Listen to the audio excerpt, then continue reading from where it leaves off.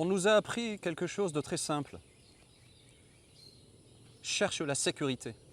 Un CDI, un contrat stable, une entreprise solide, des cotisations retraite et si possible une promotion chaque année ou deux.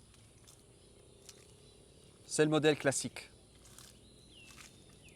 Et pendant longtemps, j'y ai cru. Mais aujourd'hui, je vais vous poser une question simple.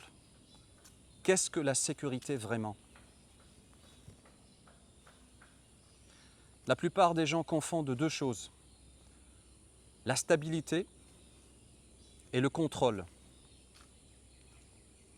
Un CDI est une stabilité apparente.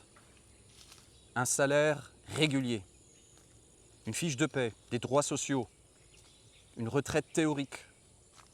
Mais est-ce que ça veut dire que vous contrôlez votre avenir ? Pas vraiment. Votre revenu dépend d'un employeur, votre progression dépend d'une hiérarchie, votre situation dépend d'un contexte économique,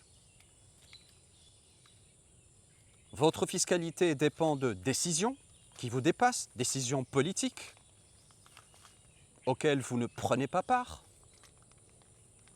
Vous ne contrôlez rien. Vous êtes stable tant que tout va bien. La sécurité du salariat repose sur une hypothèse implicite, que le système restera stable. Mais regardons les faits.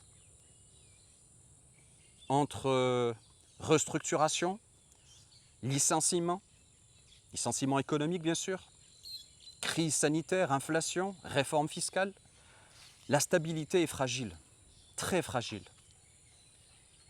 La vraie question n'est pas est-ce que j'ai un CDI, la vraie question c'est est-ce que je suis adaptable ? Parce que si votre sécurité dépend d'une seule source de revenus, ce n'est pas de la sécurité, c'est de la dépendance. Encore une fois, je ne dis pas que le salariat est mauvais, je dis qu'il est risqué si vous n'avez pas un seul pilier, ou si vous avez un seul pilier justement. Imaginez une table avec un seul pied, elle tient jusqu'au jour où elle ne tient plus. Quand j'étais salarié, je pensais être prudent.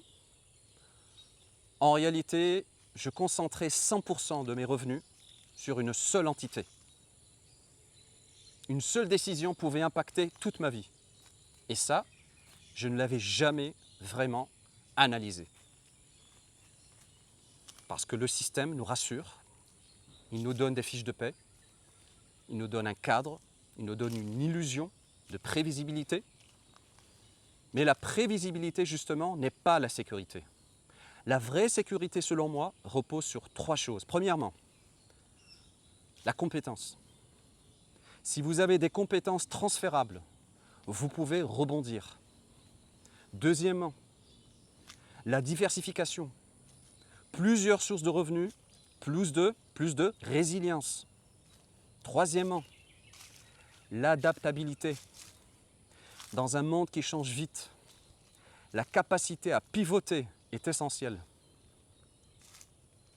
Un CDI ne garantit aucune de ces trois choses. Aucune.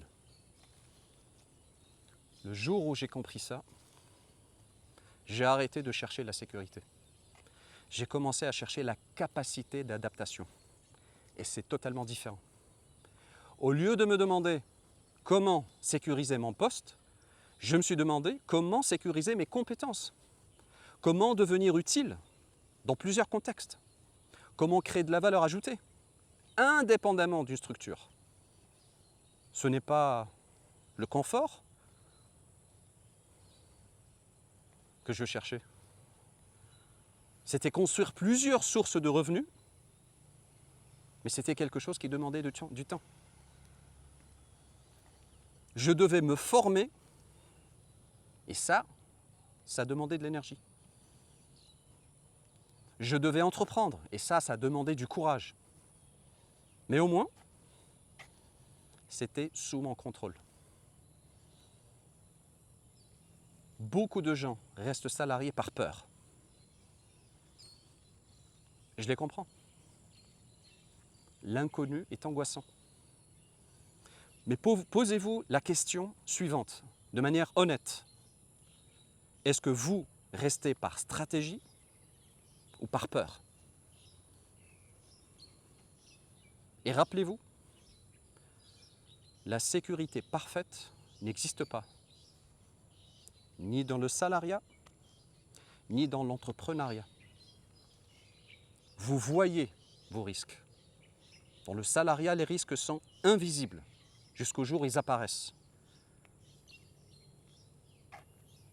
Je ne vous dis pas de quitter votre job. Je vous dis, ne confondez pas stabilité et sécurité. Commencez à construire autre chose en parallèle.